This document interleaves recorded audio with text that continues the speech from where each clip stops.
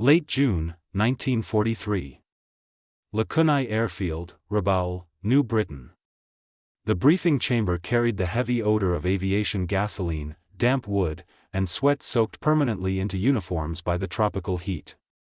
Above the assembled pilots, a lone ceiling fan spun lazily, slicing the thick air into slow-moving currents that offered no relief at all. Flight Petty Officer First Class Saburo Sakai sat reclined in a woven chair, his expression unreadable. He already carried 64 confirmed aerial victories and the jagged scar left by a .50 caliber bullet that had nearly taken his sight during combat over Guadalcanal. By then, he was regarded as one of the deadliest fighter pilots alive anywhere in the Pacific theater. In one hand, Sakai held a blurred photograph. The image had originated from a United States Navy press release.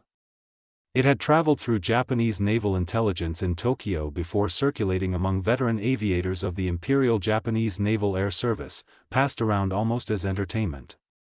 The photograph showed America's newest carrier-based fighter resting on the deck of the USS Independence, the Grumman F-6F Hellcat. At the Yokosuka Air Technical Arsenal, Japanese engineers had already formed their conclusions. The aircraft looked grotesque to them. Its folding wings appeared oversized, the fuselage bloated and awkward, and the enormous radial engine resembled something crudely attached to the front of the airplane as an afterthought. To men whose entire combat philosophy revolved around the razor-sharp agility of the Mitsubishi A6M0, the American design looked absurd. "They expect us to fight eagles with this ox?" one pilot joked. Laughter swept through the room. But none of the men there, not even Sakai himself, understood what they were looking at.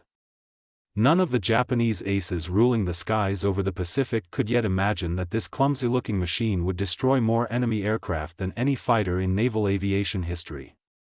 This is the story of how a bulky American fighter, assembled in factories on Long Island by thousands of workers, many of them women, consumed the finest naval air force on Earth. It is also the story of the men who mocked it first, only to watch their dominance disappear from the sky forever. To understand why they laughed, you first have to understand the world they were laughing from. By the middle of 1943, the Mitsubishi A6M0 had become more than simply a combat aircraft. It represented an entire military philosophy, a national belief system, and 2 uninterrupted years of aerial superiority across the Pacific Ocean. Its designer, Jiro Horikoshi, had received what many considered an impossible assignment from the Imperial Japanese Navy: create a carrier fighter capable of traveling immense Pacific distances, climbing rapidly enough to intercept bombers, and maneuvering tightly enough to defeat any opposing fighter, all while powered by an engine generating barely 1,000 horsepower. Horikoshi achieved it through ruthless engineering sacrifice. He reduced the airframe to the lightest structure possible. Every pound removed translated into tighter turns, steeper climbs, and superior agility. The Zero could climb vertically at roughly 3,100 feet per minute. It could reverse direction inside a turn radius smaller than 600 feet. In the hands of a skilled pilot, the airplane became a weapon capable of striking from virtually any angle. The price for those capabilities was severe. The Zero carried no armor protection for the pilot. Its fuel tanks lacked self-sealing systems. The aircraft's fuel bladders consisted of untreated rubber vulnerable to ignition from even a single incendiary round. One hit could transform the cockpit into an inferno at 20,000 feet. Yet Japanese aviators did not reject these vulnerabilities. They embraced them. Veteran pilot Minoru Honda later summarized the philosophy during post-war interviews: "No one goes to war wearing a bathing suit." But that was precisely how the Imperial Japanese Navy expected its pilots to fight: exposed, unprotected, relying entirely on superior skill and the belief that a truly elite aviator would simply never allow himself to be hit. And for nearly 2 years, that belief appeared justified. Across China, at Pearl Harbor, over the Dutch East Indies, and throughout the Solomon Islands campaign, the Zero dominated Allied opposition. American F-4F Wildcats were heavier, slower, and incapable of matching the Zero in turning combat or climb performance. American pilots survived largely through desperate tactical innovations such as the thatch weave. The maneuver was brilliant. But it existed for one reason: American aircraft were inferior. The United States Navy understood the situation clearly. Without a new fighter, the Pacific War could be lost.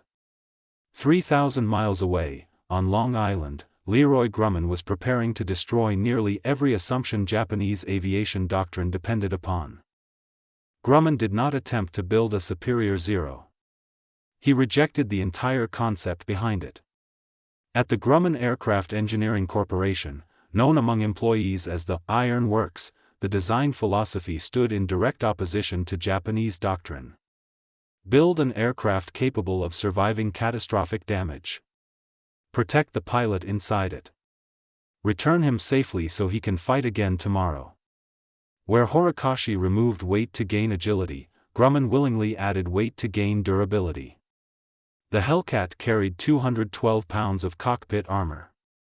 Its self-sealing fuel tanks could absorb repeated hits without igniting. The airframe itself was massively reinforced, so overbuilt that test pilots joked it could land on rough gravel and still taxi home afterward. But Grumman also recognized the critical problem.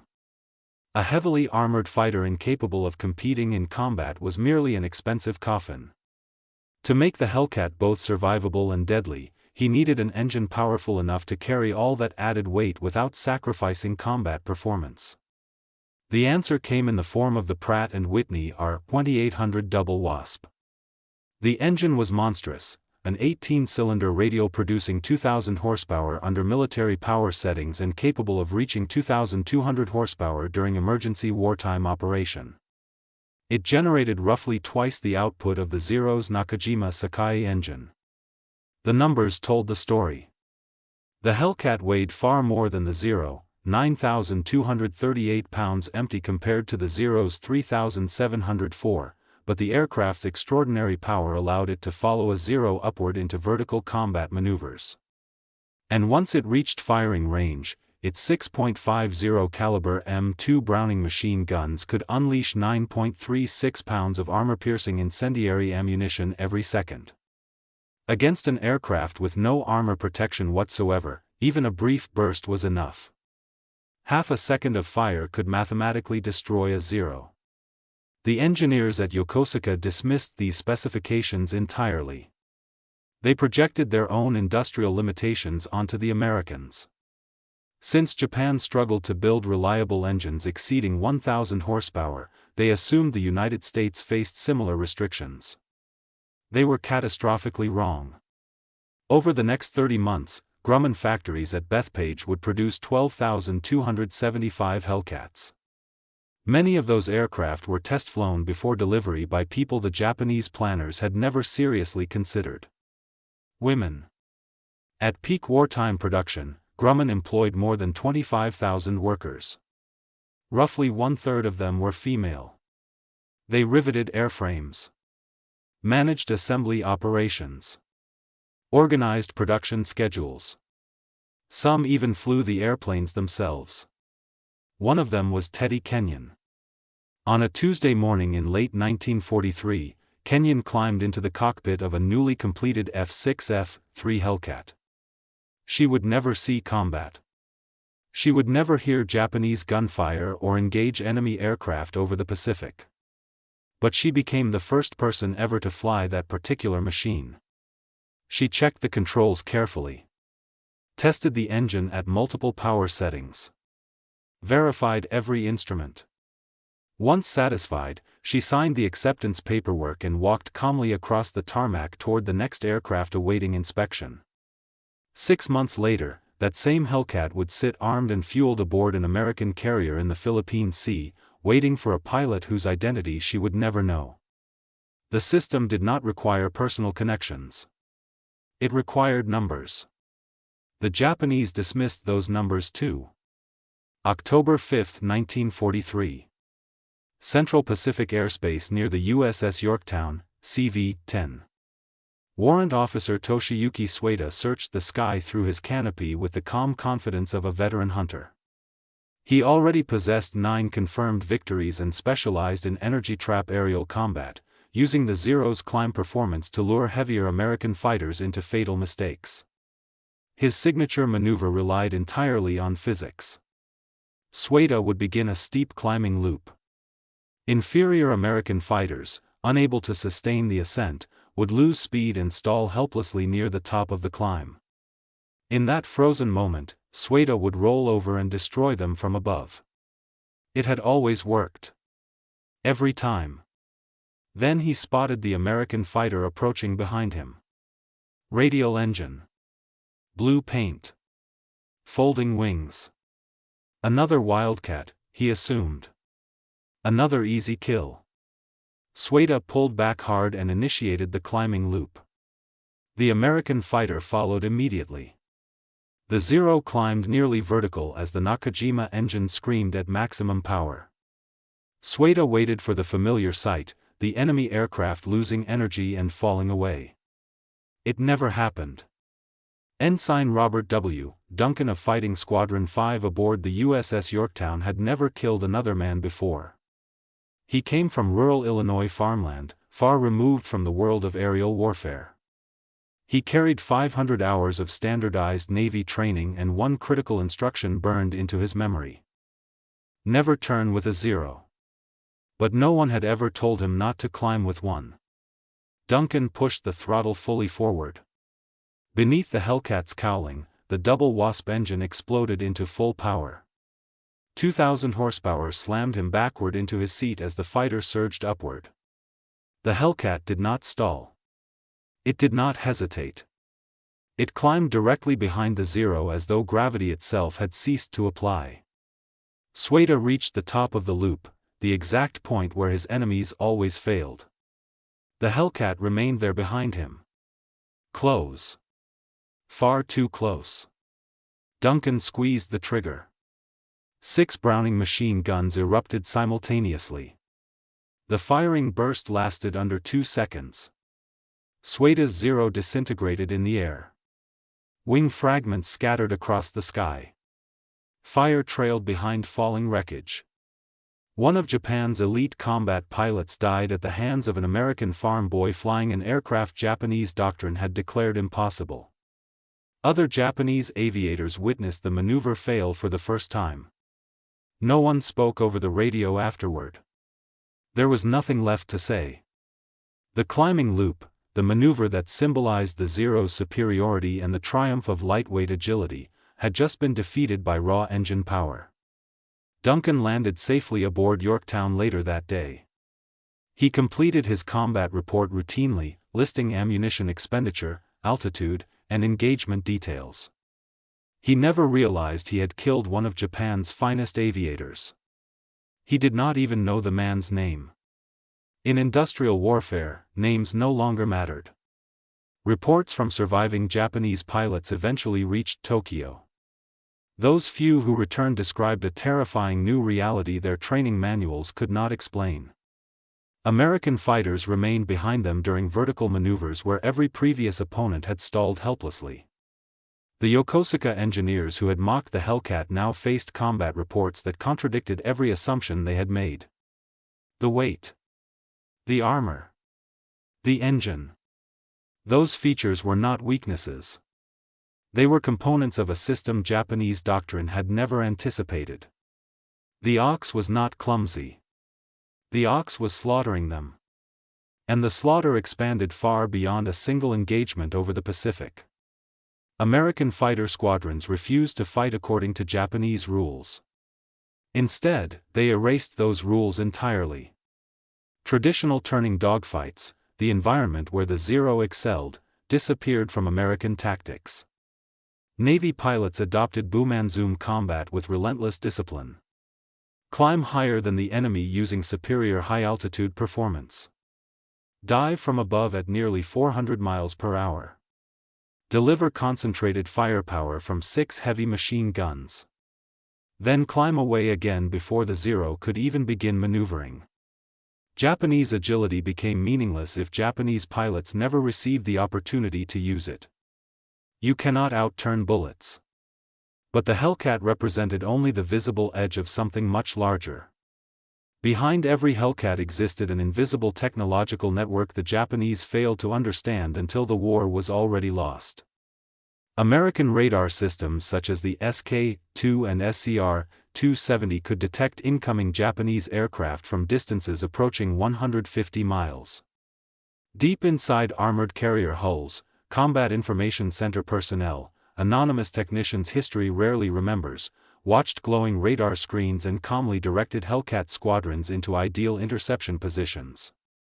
Japanese pilots who once relied on darkness or cloud cover to achieve surprise suddenly encountered American fighters already waiting above them with full fuel tanks and loaded weapons.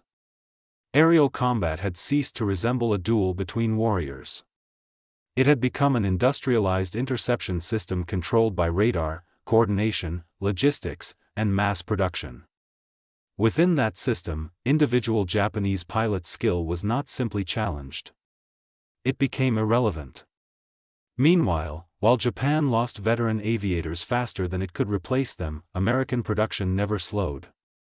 At Bethpage Plant No. 3, assembly lines operated continuously. Hellcat No. 5000 rolled out. Then No. 6000.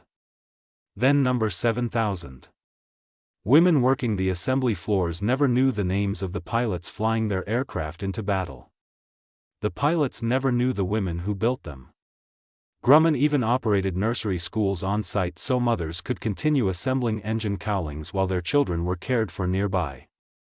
Production efficiency increased 40%. Aircraft costs dropped. 500 combat-ready Hellcats emerged every month. Every single month. Japan could not even approach those numbers. Its Zero fighters required highly trained craftsmen. Its engines could not significantly improve. Its experienced pilots could not be replaced fast enough. The imbalance was no longer a comparison. It was a sentence of extinction. The final mathematical proof arrived on June 19, 1944, above the Philippine Sea west of the Mariana Islands. Vice Admiral Jisaburo Ozawa launched nearly everything the Imperial Japanese Navy still possessed in a massive carrier strike against the American Fifth Fleet. Japanese pilots flew roughly 300 miles toward the target, almost the absolute limit of their fuel range. They had no margin for prolonged combat or evasive maneuvering. The moment they launched, they were committed. American radar operators detected them from 150 miles away. Hellcats were already airborne and climbing before Japanese formations even reached the halfway point. American fighters intercepted 60 miles from the fleet. Fresh squadrons rotated into battle every 90 minutes with full ammunition loads, full fuel tanks, and superior altitude positions. Japanese pilots, already low on fuel, entered prepared kill zones created by overlapping American fighter formations. By the end of the day, 346 Japanese aircraft had been destroyed. American losses totaled roughly 30. Entire Japanese formations vanished from the sky within minutes. Lieutenant Alexander Vrashu of Fighting Squadron 16 shot down 6 enemy aircraft in only 8 minutes while expending just 360 rounds of ammunition. After landing aboard USS Lexington, he climbed from his cockpit smiling and held up 6 fingers for photographers. The horrifying part was how effortless it had become. Americans gave the battle a nickname afterward. The Great Marianas Turkey Shoot. Following the Philippine Sea disaster, Japanese naval aviation descended into silence. Squadron commanders waited for combat reports that never arrived, not because pilots were too busy writing them, but because the pilots themselves were gone. The situation was no longer tactical. It was existential. Japanese aviators were not retreating from Hellcats. They were being erased from the war itself. And beneath all the statistics, the 19-to-1 kill ratio, the production totals, the turkey shoot, existed a tragic human reality often ignored. In 1941, frontline Japanese naval aviators entered combat with between 500 and 800 hours of rigorous training. Hour for hour, they ranked among the finest combat pilots on Earth. But Japan lacked the industrial and logistical capacity to replace them. Midway consumed them. The Solomon Islands consumed them. The Marianas consumed them. Commander Yoshinori Terai later explained the collapse during post-war interrogations conducted by the United States Strategic Bombing Survey. Severe fuel shortages and desperate manpower demands forced Japan to slash pilot training dramatically. By late 1944, replacement pilots arrived at operational squadrons with fewer than 100 flight hours. Some kamikaze pilots possessed fewer than 40. These were not elite warriors anymore. They were barely trained teenagers placed inside obsolete, unarmored aircraft and sent against American aviators carrying hundreds of hours of standardized combat preparation. The kamikaze was not evidence of strength. It was evidence of collapse. When your pilots cannot survive a single engagement against enemy fighters, the only remaining option is to strap explosives onto their aircraft and order them to die deliberately. The kamikaze did not emerge from invincibility or spiritual purity. It emerged from the Imperial Japanese Navy's final admission that the F-6F Hellcat and the industrial system behind it had permanently sealed the skies against Japanese aviation. No maneuver remained. No tactic remained. Only death remained. And eventually Japanese command turned death itself into the tactic. What does it look like when an entire generation of pilots disappears? When the skies they once controlled from Pearl Harbor to the Coral Sea suddenly fall silent? It looks like Tokyo in 1945. A small interrogation room beneath a single hanging light. The war had ended. Propaganda no longer mattered. Bushido offered no defense against stenographers recording testimony line by line. American investigators from the United States Strategic Bombing Survey questioned surviving Japanese naval commanders. The officers sitting across the table possessed nothing left except honesty. And the truth they provided was devastating. Commander Nomura was asked about pilot morale during the final phase of the war. He answered immediately. Japanese pilots, he admitted, had developed genuine fear of American fighters. He acknowledged that the Zero had once remained competitive against earlier aircraft such as the P-40 Warhawk and F-4F Wildcat. Against those opponents, Japanese experience and maneuverability had often been enough. But against the F-4U Corsair and especially the F-6F Hellcat, the Zero was hopelessly outclassed. Japanese pilots, Nomura stated carefully, particularly disliked those aircraft. Not respected. Not admired. Disliked. The language reflected a culture unable to openly write the word terror into official records. Captain Mitsuo Fukuda sat in the same room. The same officer who had led the Pearl Harbor attack and transmitted Tora Tora Tora, while American battleships burned, now explained why the Air Force he helped create no longer existed. During interrogation Nav number 29, Fukuda was asked why Japanese forces continued offensive operations in the Marianas and Philippines despite catastrophic losses. His answer exposed one of the greatest intelligence failures of the war. We did not realize we had destroyed planes to such an extent. Japanese command believed American aviation losses were crippling. They planned offensives against enemy air strength that had already been replaced before wreckage even sank into the ocean. They were attacking ghosts. Commander Minoru Genda, mastermind of Pearl Harbor's operational air strategy, offered perhaps the bleakest assessment of all. As commander of the elite 343rd Naval Air Group, Genda watched Japan's remaining skilled pilots disappear at terrifying rates. 80% casualties. Fewer than 10% of survivors psychologically capable of filing coherent tactical reports afterward. The combination of radar-guided interceptions, layered fighter coverage, and Hellcat performance created what Genda himself described as a killing system we cannot escape. And finally, there was Saburo Sakai, the ace who had laughed inside the briefing room at Rabaul. The man who mocked the pregnant tuna. 5 days after the Great Marianas Turkey Shoot, on June 24, 1944, Sakai launched from Iwo Jima and accidentally approached a formation of 15 Hellcats. 15. Japan's most experienced surviving ace alone against 15 American fighters assembled in Long Island factories by workers he once dismissed. Each carried enough firepower to destroy his unprotected Zero in less than a second. Sakai survived only through instinct, violent evasive maneuvers, and the reflexes of a man who had spent years fighting over China and the Pacific. Barely. Later, in post-war reflections, Sakai spoke with brutal honesty. He did not hide behind Bushido. He did not blame subordinates. He admitted plainly that Japan lost the war the moment America continuously improved its engineering, refined pilot training, and learned from every mistake. Against the Hellcat, the belief that courage and individual skill could overcome industrial power collapsed completely. The overhead lamp buzzed softly.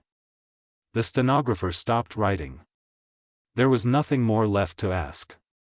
The numbers completed the story. 19-1. For every Hellcat destroyed in air-to-air combat, 19 Japanese aircraft were shot down. Hellcat pilots received credit for between 5,156 and 5,223 aerial victories, roughly 75% of all U.S. Navy aerial kills during World War II.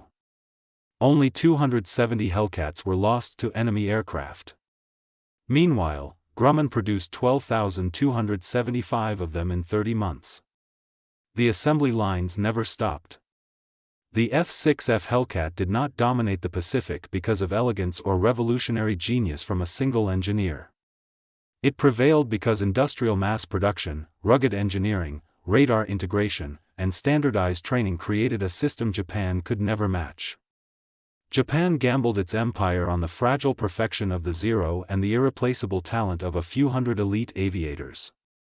America answered with factory-built machines assembled by women working beside on-site nurseries, flown by farm boys with standardized training, and guided toward targets by anonymous radar operators hidden inside warships. They send us this ox to fight eagles? By August 1945, the eagles were gone. Every one of them. Shot down. Burned alive. Or crashed deliberately into American ships during the final collapse of Japanese naval aviation. The skies that once belonged to Japan's samurai pilots, the skies they ruled from Pearl Harbor to the Coral Sea, now belonged entirely to the ox. 12,275 of them. Painted dark navy blue. Built by women.